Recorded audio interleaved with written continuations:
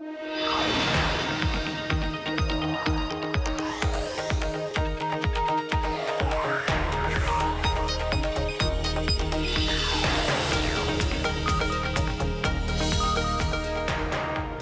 Caroline Hyde. This is Bloomberg Technology. Coming up, the Trump administration unveils, quote, the biggest tax cut in U.S. history. But what's in it for tech? We'll discuss. Plus, the SEC chairman officially out with big plans to kill net neutrality as we know it. Ajit Pai joins us for an extended interview. And a Bloomberg scoop. Dropbox hits a key milestone on the way to its IPO. Our exclusive with CEO Drew Houston ahead. First to our lead, the Trump administration lays out sweeping proposals to reform the U.S. tax system. Here are the details. The plan proposes to cut the corporate tax rate more than half to 15% for businesses big and small. The top individual tax rate would also see a cut to 35%, and it would also offer a one-time tax of just 10% on the $2.6 trillion U.S. companies are currently stockpiling offshore. Now, U.S. Treasury Secretary Steve Mnuchin spoke with the White House briefing room and laid out why there needs to be tax reform. Our objective is to make U.S. businesses the most competitive in the world. Right now, we have a 35% corporate rate on worldwide income and deferral. It is perhaps the most complicated and uncompetitive business rate in the world. Not a surprise that companies leave trillions of dollars offshore. So how will the tech industry be impacted? We're joined by Lisa DeSimone, assistant professor at Stanford Graduate School of Business, focusing on corporate tax policy. With us in the studio, Tom Giles, executive editor of technology at Bloomberg. Lisa, I wanted to kick it off with you because you've been working with tech companies. You've been looking at the impact of potential tax reforms. Will this help tech giants? Absolutely. I don't think there's a question. First of all, lowering the corporate tax rate, as the administration said, one of the biggest cuts in history ever, leaving more profits in the hands of companies. I'm sure they're going to be happier, and I'm sure the administration also hopes that with that extra money, they'll invest more, whether it's in innovation, research development, tangible fixed assets, or even human capital, increasing the number of jobs we have here in the U.S. And certainly, Tom, bringing it to you, looking at the $2.6 trillion of cash held overseas, tech is a large holder of it. Tech is one of the biggest holders. In fact, the biggest company, the companies with the most cash overseas, Alphabet, Google, Apple, Microsoft, Oracle, the list goes on. These are the companies that are poised, as Lisa pointed out, to benefit the most. My question for Lisa and what the people that we've talked to, including corporate CEOs, they've said rather than putting money into R&D, rather than bringing manufacturing from abroad to the U.S., what they plan to do with this is buybacks, dividends, M&A, and possibly paying executives more money. So my question is, what does that do for R&D? What does that do for innovation? It's fascinating. I'm looking at the Bloomberg right now on my terminal. I've got the S&P 500 divided into sectors. Since the date that we saw the new president come in to be voted in, 9th of November, we have seen information technology companies perform the best, up 15.3% in terms of total returns. The anticipation, Lisa, is huge of what money can be brought back and how it can be better served for investors. What about consumers? What about R&D? Well, I think the tech companies would argue that everybody benefits. Instead of having a large stockpile of cash overseas, that they're potentially investing in lower return acquisitions or just sitting there in cash, they can bring it back home, put it back in the hands of shareholders who could then go out and buy or invest in other companies. And that's the way that we'll see the innovation from this big break. I think the tech companies would be very happy to be able to redeploy their capital in the most efficient way. And the administration appears to be trusting that the tech companies will do that as a result of this change. And we've talked about giants here, but what about the smaller technology companies? Is this going to help the small to medium-sized enterprises as well, do you think, Lisa? Well, the small to medium-sized companies are probably less affected by the change in our international tax system, but they, of course, will still get the benefit of a big rate cut. And that flows through to not only the companies that have organized themselves as C corporations, but a wide variety of legal forms that are more commonly used by the small and mid-sized businesses. So they are getting the benefit of that big rate cut that they wouldn't have gotten under the previous tax regime. Tom, I mean, it's fascinating because, of course, prior to potentially this holiday on repatriation money, we saw some rather, shall we say, creative ways that certain tech giants were using tax loopholes, particularly based in the Netherlands and Luxembourg, using in tax havens, for example. Do we think that might come to a bit of an end? Well, you still have an incentive to have a low tax rate overseas because you're still subject to whatever taxation scheme there is in that country, especially if the government, as has been indicated in today's outline, they move to more of a territorial system. You're still subject to the taxes in that region where you have the receipts. So you do have an incentive to keep it there.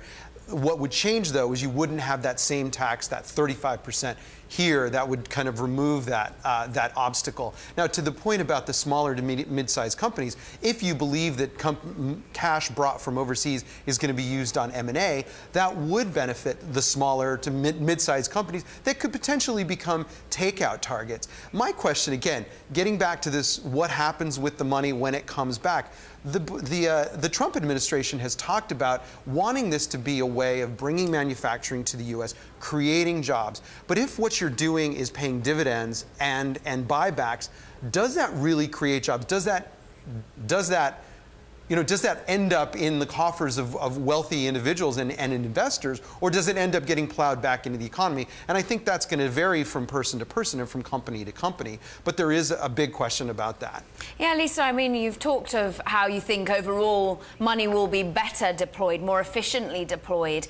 But fascinatingly, of course, there's calls for more jobs, but automation is one of the key killers of jobs. Have you got a perspective on whether the tax changes as we see it will benefit the economy as a whole, as Tom was talking about there? I do think it'll benefit the economy as a whole if the focus, though, is to try to bring back a certain type of job to the U.S., manufacturing jobs, for example. Well, that's a non-tax issue. That's potentially something that needs to be addressed through other types of policies, education, being a big deterrent to people moving from manufacturing jobs towards the types of jobs that are available here, like automation. Somebody has to program the software and provide maintenance for all of these robots who are going to be providing the manufacturing that used to be provided by humans. That's the shift that I think we need to make, because I don't think that we're going to be able to compete on the wages that are being offered by other parts of the world. And that's not a tax play. That's something different. And to that theme that you just mentioned, we've been talking a lot about the repatriation and the money that we might see brought back because of this one-time tax holiday. But what about border taxes that has been so talked about? And what about exporters versus importers? Are there particular companies that might be worried about what might happen when they want to import pieces of equipment they need to use for their iPhone building, for example? Absolutely. I think that's still the big open question mark that we didn't get a lot of answers on today. So we're talking about moving towards a territorial tax system where the United States companies are just going to be taxed on their business activities in the U.S. The question is how you define that. Up until this point, it's been based on where the profits are produced, where the economic activity is being done, the R&D, the marketing, all of those things.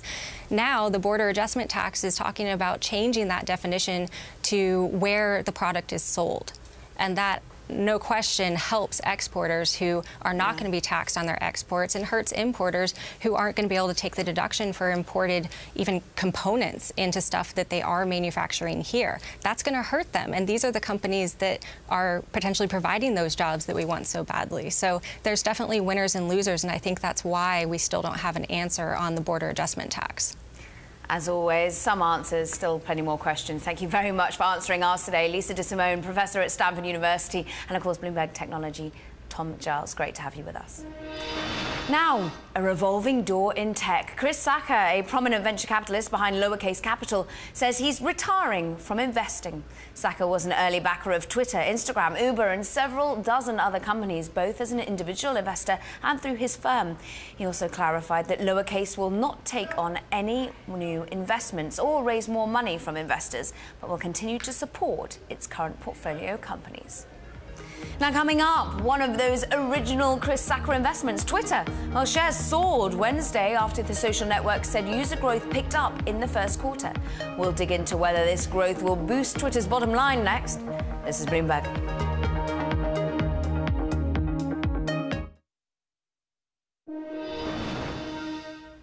Now, Twitter finally seems to be addressing its biggest challenge, attracting new users. The social network reported that average monthly active users rose 6% in the first quarter compared to the same period last year.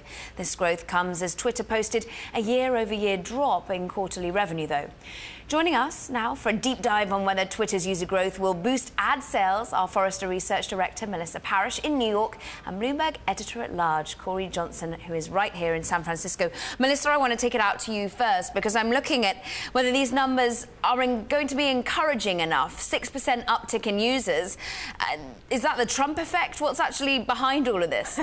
The Trump effect, yeah, I guess we've all been talking about that a lot. I think to some degree, sure, it's a bit of a Trump effect, but I would say it's largely more about seeing the name Twitter in the press more than it is something sort of growth being directly attributed to the president. I think the name has been associated with current events more and more and more, especially in this last quarter. So sure, I think we can attribute some of it to the political and current live events that have been taking place and the conversation around that. Corey, whether it's Trump or not, does this lure advertisers to start spending a little bit more with Twitter? Well, we know the answer to that. The answer is no. I mean, these user growth, great. 4% sequentially over year. The user growth has been pathetic at Twitter and has been for quite a long time. If you look back, all the way back to the IPO, you've seen 27% user growth over 3.5 years. That is not a big growth business. But you would think, well, at least they could start to pull some more money out of users. And yes, 2.8% growth, as I said, sequentially, that's better than it's been, a lot better than it's been. It still stinks, you know, and it's still on a small base compared to Facebook, compared even to Instagram, where we saw fresh numbers from today. So those user numbers are pretty weak. But when you add to that, their ability to monetize, you know, again, if the users aren't growing much, at least they should be able to, with all the data they said they were going to get about users, with all the ways they're going to be able to find out how to pull numbers out of that, you know, what's the question of sort of what is the revenue base and how fast is the revenue base growing? And the revenues were weak. The revenues were down on a year-over-year basis for the first time ever. But more importantly, the value of a Twitter user is going down a lot. How much they can charge for each user is getting worse and worse. They can't blame it on international. International is still about 79% of the users. The advertisers are just not willing to pay to reach Twitter users, and that's a real problem for this business. Now, Melissa, to Corey's point, they said there was a great quote in the Bloomberg story saying, coming from Wedbush Securities, saying, when Facebook grows at 4 Twitters a year, that tells you that there's something really wrong here. Is there something really wrong, or are we just seeing a bit of a changing of how they're going to be charging, and will revenue eventually pick up? I do think revenue will eventually pick up. But look, I mean, I'm a marketing analyst rather than an analyst for investors or financial analyst. And I think when I look at it, it's true. Revenues have been declining, and that's a scary story to hear. But from my perspective, they're doing things that will be more appealing, will make them more appealing to advertisers in the future. They're doing some hygiene. They're getting rid of some ad products that they know don't work. They are focusing on cleaning up some of their measurement. These are small things, admittedly, but they are things that look like they're going in the right direction. Are substantial changes really needed? Yes, I think so, both in terms of the core product and the ad products. I think we need to see some real innovation rather than some of the incremental changes. But from my perspective, the moves that they're putting in place should make them a bit more palatable to advertisers in the future, yes. Yeah, but these minor changes, a bit more is I would agree, it's not quite lipstick on a pig, but a bit more incremental changes, 2% user growth. When you look at the value of a user, we showed you how the percentages have changed, but just the dollar amount. You know, they got $1.67 per user this quarter compared to a year ago. I think it was $1.93. The value of a Twitter user, that number should never be going down. They should always be learning more and more about their users. They should find better and better ways to use data. They should have closer relationships with their advertisers. And if you look, I think we've even got those numbers together. When you look at the value of a Twitter user on a dollar basis, again, going from $1.92 a year ago to $1.67 in the quarter they announced today, that's just the wrong direction. And maybe it's because they cleaned something up by getting rid of some advertising vehicles that they didn't want to have around anymore. But losing this NFL contract that they said was so important before, seeing these numbers go down in all the wrong places, it's a real concern. I know the stock was up today, but it's way down from where it was because what Twitter could someday be, it's becoming clear Twitter is what it is and might not change a lot except for around the margins. I mean, you're right, Corey. The shares are still lagging near a record low for Twitter. Melissa, last question therefore to you, because you talk about the cleanup and you talk about how, you know, some autoplay video, for example, will be less to charge for than other ways of videoing. But what, therefore, do marketers really want to see? What could Twitter do to really start to lure in the advertising bucks and make each of us who are on Twitter more valuable to those companies? Well, I do think data is a big play here. They're making some interesting moves in their API platform, cleaning it up. I think they're going to be able to monetize to some degree that cleaned up, more hygienic and more accessible data stream. But that doesn't solve the ad revenue problem. I think we need to see some really robust new ad products. It's not going to be about autoplay video. You know, it's a nice move to see, but I don't think that is the end game for Twitter if they're really trying to be profitable in the long term. I think it's something we haven't seen yet. I wish I had a good idea. I'd happily share it. But I think it's going to be some new, it will need to be some new ad product that we just haven't seen yet, or else they're just going to continue to lumber along the way they have. Maybe they're going to be listening to you. Maybe we're getting a call. Forrester Research Director Melissa Parrish, great to have you on as ever. Bloomberg Editor-at-Large and the birthday boy in the house, Corey Johnson. Give him some Twitter love, because we know he might be maybe casting aspersions on the company today, but you're great on Twitter. Much love for Twitter. And your birthday. Now, a story we're watching today, PayPal shares popping in after-hours trading. Investors are starting to embrace the company's strategy of converting the online payments platform into a digital wallet. First quarter results show that CEO Dan Schulman's strategy is working as the company raises its annual forecast. Joining us tomorrow for an exclusive conversation is PayPal CFO John Rainey. Now coming up, Google's parent company Alphabet is set to report earnings Thursday. The numbers Wall Street will be focused on, explained. And a feature we'd like to bring to your attention is our interactive TV function. You can find it at TV Go on the Bloomberg. You'll not only be able to watch us live, but also see previous interviews and dive into any of the securities or Bloomberg functions featured. And you can become part of the conversation by sending us instant messages during our shows. This is Bloomberg subscribers only, though, I'm afraid. Check it out at TV Go. This is Bloomberg.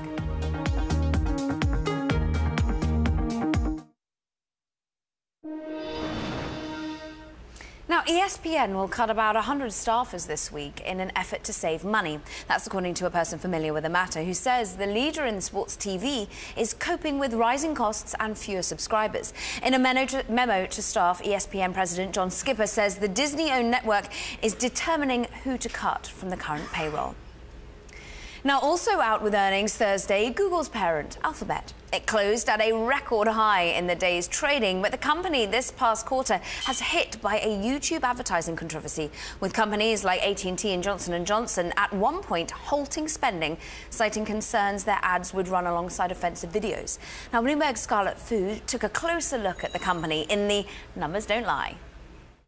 Google's parent Alphabet closing at a record high today, one day before it's set to release earnings. The company this past quarter was hit by a YouTube advertising controversy as companies including AT&T and Johnson & Johnson at one point halted spending, citing concern that their ads would run alongside offensive videos. Let's look at Alphabet in today's The Numbers Don't Lie. Now, any threat to advertising is a big deal for Alphabet. Its Google division dominates the digital ad industry along with Facebook. Together, the two of them own, or I should say, Google owns about 40% of the market, but together the two own about 60%. A lot of people call them a duopoly. Google advertising, I should say, makes up about 86% of Alphabet's revenue, a big chunk. And you can see advertising, the white line, above and beyond higher than the other business lines, licensing, the orange line, and the other bets division, which is the blue line. Google's properties like YouTube and Google Search have played a major role in the rise of digital advertising. When combined, internet ads on mobile, which is the orange bars, and on videos, the blue bars, are set to surpass TV advertising right there going forward, not now, including now. So it just, the spread gets wider. Now, outside of this category, an increasing contribution from cloud services should continue to support Alphabet's revenue growth in the first quarter. The other revenue growth group has also seen a surge over the past few years. Don't be surprised, however, by surprise in earnings, because each year since 2012, we found that Alphabet has missed consensus sales estimates in the first quarter. Now, while analysts don't expect the recent YouTube advertising controversy to affect the results, they will be watching for comments on how executives are solving that issue. We'll be following Alphabet's earnings when they're released after Thursday's U.S. closing bell. That was Bloomberg's Scarlett Fu earlier on. What did you miss? Now, coming up, FCC Chairman Ajit Pai calls for a repeal of net neutrality. Defenders vow a tsunami of resistance. We'll hear from Chairman Pai next.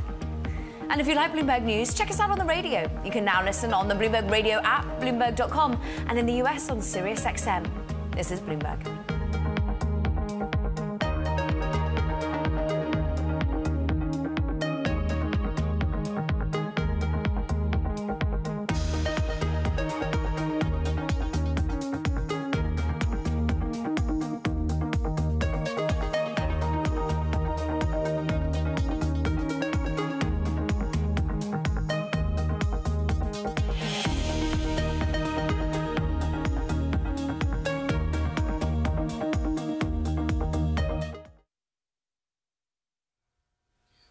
I'm Elisa Parenti, and you're watching Bloomberg Technology. Let's start with a check of your first word news. The Trump administration has announced what it is calling the biggest tax cut in U.S. history. The plan cuts the top income tax rate from 39.6% to 35% and reduces the number of personal income tax brackets. The new tax rates would be 10, 25, and 35%. The French presidential candidate Emmanuel Macron was booed by factory workers in his hometown after an ambush by rival Marine Le Pen forced him into a confrontation with her supporters. Le Pen made a surprise visit to the Whirlpool plant on the edge of Amiens, while Macron was meeting with union leaders from the plant in the center of town. Russian Foreign Minister Sergei Lavrov is dismissing claims that international experts cannot visit the chemical weapons attack site in Syria because of security precautions. Lavrov says that claims by experts were warned that the UN was warned against traveling there, that they are not true. Germany is standing behind its foreign minister, who met with a group called Breaking Silence. That group is critical of Israeli actions on the West Bank.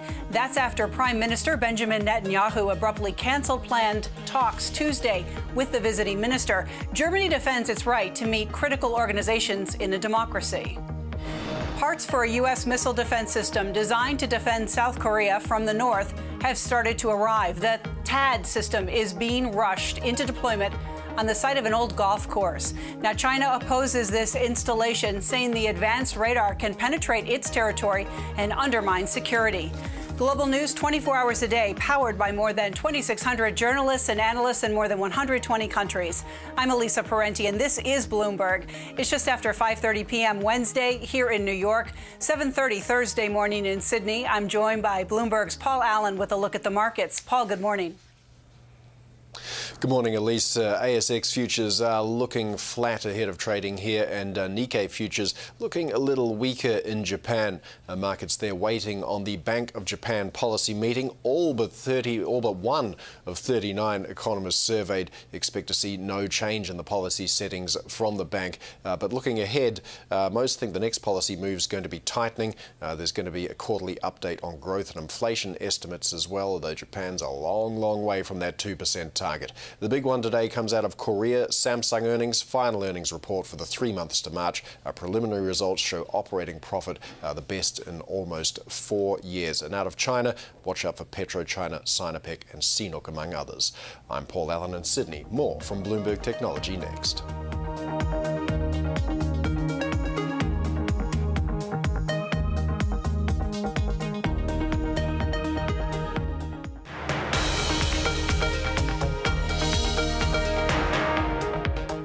This is Bloomberg Technology. I'm Caroline Hyde. Now, there is a major showdown brewing in Washington, cracking open the net neutrality debate.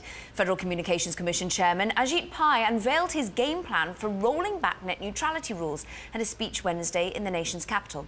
Passed in 2015 by a Democratic majority FCC, the net neutrality rules aim to prohibit internet service providers like Comcast, AT&T and Charter from favouring or discriminating against online applications, content and services. Now, Democratic Senator Ed Markey from Massachusetts responded to Chairman Pai's repeal, saying, "It makes no sense. We cannot keep the promise of net neutrality, openness and freedom without the rules that ensure it." Chairman Pai and the Trump administration should expect a tsunami of resistance from a grassroots movement of Americans. Meanwhile, Pai and his backers say, well, the rules as they stand have slowed broadband investment and hampered the FCC's efforts to close the digital divide.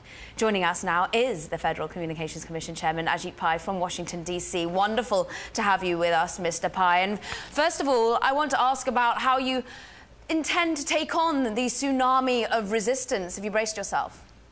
Well, this is going to be a political debate that will engage millions of people, but we are going to stay focused on the facts and the law.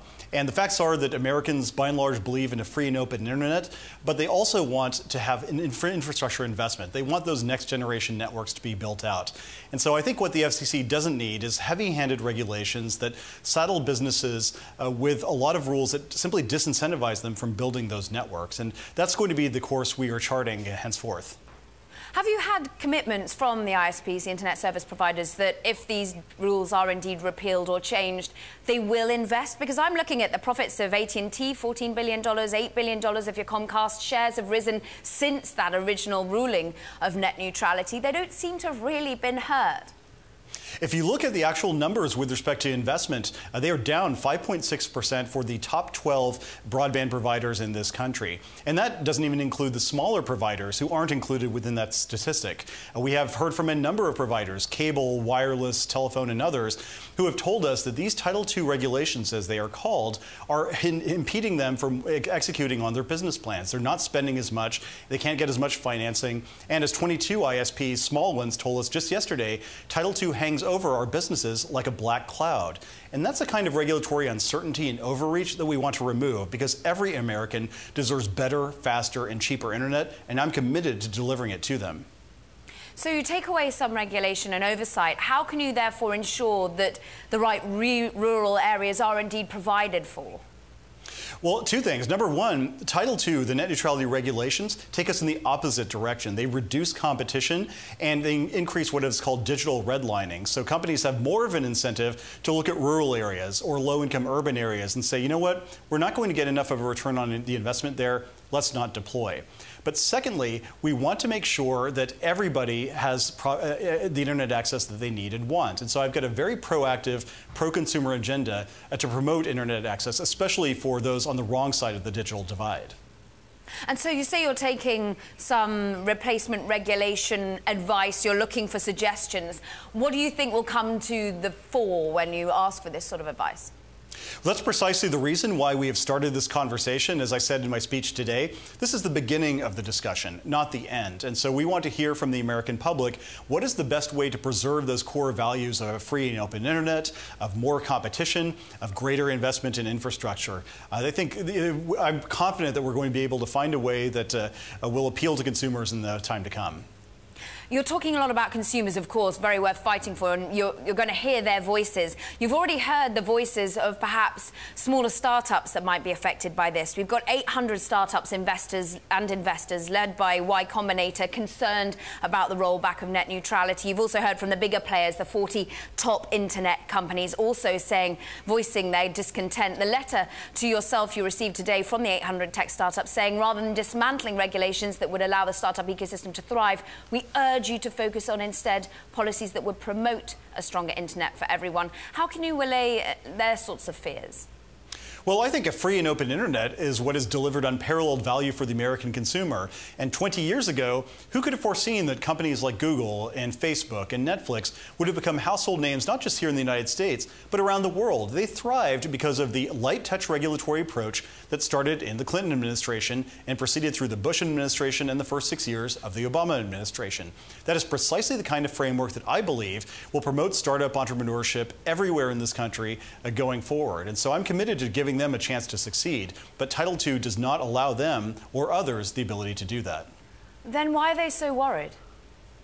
Well, I think a lot of people have stirred up a lot of hypothetical harms and hysteria based upon what they think will happen. And if you looked at the FCC's 2015 decision, you would look in vain to find any example of systemic market failure where internet service providers were acting to block access to lawful content, for example. And so going forward, we want to take a very fact-based approach and figure out the best way to preserve, as I said, those core values: a free and open internet, to allow startups and entrepreneurs to thrive, and to preserve an incentive to invest in infrastructure and increase competition. Those are the kinds of things that will allow everyone in the internet economy to benefit.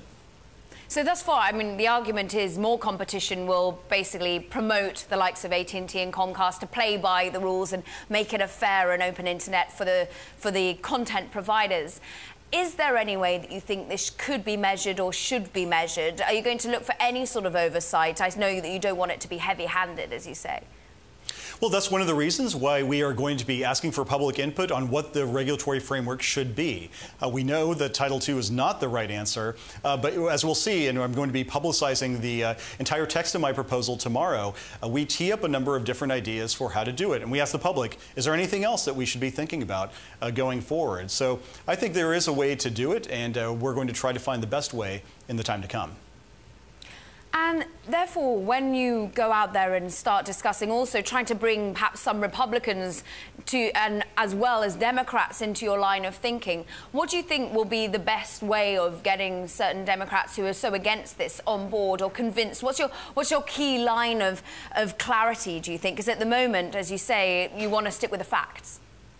Well, look, I mean, we obviously are going to be doing more of a fact-based approach than we did previously, but the bottom line is this. The arguments I'm making today are precisely the arguments that were made by President Clinton in the 1990s, the arguments that were made by President Clinton's FCC chairman in the 1990s, the arguments that were made by Democratic senators in the 1990s. This is not some radically political fringe argument that I'm trying to make. It's the light-touch approach that served the United States well under Democratic and Republican administrations alike. And so I want to take the political heat out of this argument to the maximum extent possible. I understand that's going to be difficult to do, but at the end of the day, Americans are best served, I think, with a light touch framework that focuses on the facts, adheres to the law, longstanding legal principles, and respects the basic principles of economics. That the more heavily you regulate something, the less likely you're going to get more of it.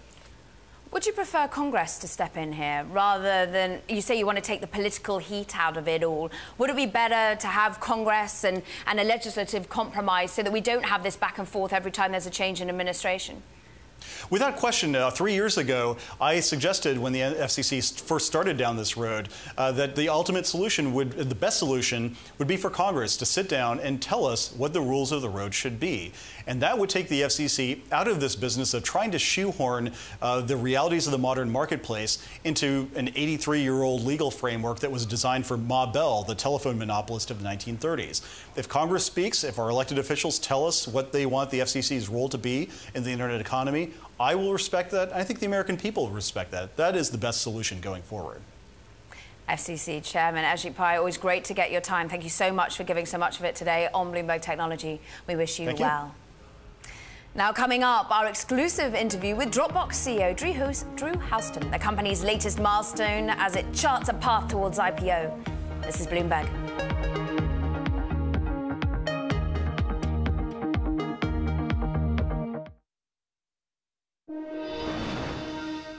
Now to our exclusive conversation with Dropbox CEO Drew Houston. The cloud file sharing startup has been touting financial milestones as the company inches towards a public offering. Dropbox is already cash flow positive with annualized revenue of more than $1 billion. And Houston just told us that they are also EBITDA positive. Now, I spoke to him earlier this morning at Dropbox's headquarters in San Francisco. Take a listen. It's been great. We have 500 million people around the world using Dropbox. We've got 200,000 paying business customers and a lot of milestones that we're proud of. So in January, we crossed $1 billion revenue run rate, and it turns out we were the fastest SaaS company in history to reach that milestone. And last year, we shared we were free cash flow positive. And today, something we haven't shared is that we're also profitable on an EBITDA basis. And that matters because it's a rare combination. So it's rare for software companies to be operating at our scale with our level of profitability and to be growing at the rate that we are. So we're really proud of that. Profitability, the enigma. How did you achieve it? Is it about cost efficiencies? Is it about the growth side? How have you managed to scale to that? Well, it starts with our customers. So people love Dropbox. And I think it's a testament to the strength of our business model. So inside the company, we like to say we have 500 million salespeople because all of those millions of people have brought Dropbox into millions of businesses, and that's how we grow. And so it's the vast majority of our revenue is self-service, and so you just pay with a credit card, which means our sales and marketing costs are a lot lower. And so when you combine the scale and efficiency, those are the ingredients. And it's interesting that you've helped, through Dropbox, lower the cost of business for an awful lot of other industries and areas. Where do you see these sorts of efficiencies going in terms of technology in general? I'm interested in your viewpoint on whether you're an optimist or a pessimist as to whether technology is pushing forward and helping efficiencies work, but at times there will be disruption. How do you feel that Silicon Valley is adopting that, indeed administration adopting that?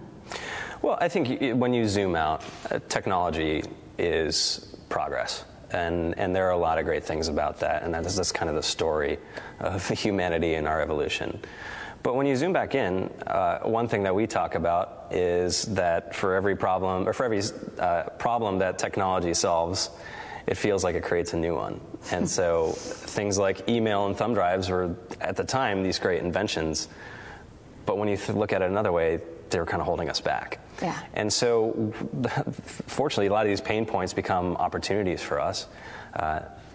Whether the frustration around thumb drive is just one example of a broader problem that we're working on, which is what we call work about work. And so when you add up all the time we spend looking for information and emailing and all these things, it's something like 60% of our time is spent on just overhead and work about work. So what we've done is we're trying to put a dent and knock that number down as much as possible because it's a huge waste. And then when you think about tech more broadly, I think we'll end up in a good place, but I think at the same time as technology, whether consciously or subconsciously, creates new problems, we have to be mindful of that, and we have to be solving those issues too. When you say we have to be, do you think that's for the entrepreneurs and the business leaders to be looking at? How much do you think the administrations, whether they be in the US or globally, also need to be looking at it? I think whether we're a company and the company and the government, we're all part of a broader community. So I think it's something that everybody has to look at. When you're looking at the current administration in the US as well, there's been, rolling of eyes and exhaustion coming from Silicon Valley, and many times feeling, particularly whether it's the travel ban, they're moving on to H-1B visas. How have they hit your business, if at all? Well, it's been an unpredictable 100 days or so. And look, sure, a lot of the positions that the administration has taken, or a lot of things like the executive orders on immigration, are really troubling. Arash, my co-founder, his parents immigrated from Iran. So if that kind of legislation or if that kind of thing was in effect now, there would be no Dropbox, or when we started. And so we're all rallying together and figuring out what we can do to engage. Rallying together in Silicon Valley, is Silicon Valley at the best place it could be right now, do you think? Is some of the reputational damage that is happening at the moment, is that something you want to look to fix, or do you think it's thriving and as fresh as it's always been? I think it's always complicated. We focus on the things that are in our control, and so we see when we talk to our customers, there's a lot of problems out there that no one's solving, and so that's where the bulk of our attention goes. And I want to get a little bit of insight as to where you'd tell other entrepreneurs to go now? Reach out to our viewership, those that are wanting to be Drew Houston, wanting to see the next IPO and wanting to see their business scale, such as yours. Have you got like one or two recipes for success, do you think? I think when it comes to a lot of these problems, one thing that was surprising to me is it's actually easier to go after big problems than small ones. Mm-hmm. Because I thought it would just be harder, because the challenge is so much bigger. But actually, what happens is people are really motivated they're inspired to take these things on. It's easier to attract great talent. And so that's my advice would be to set your sights high. That was CEO and co-founder of Dropbox, Drew Houston. Now coming up, China's ride-hailing app Didi has neared the close of a massive funding round, vaulting the company to another level in the startup world. Details just ahead. This is Bloomberg.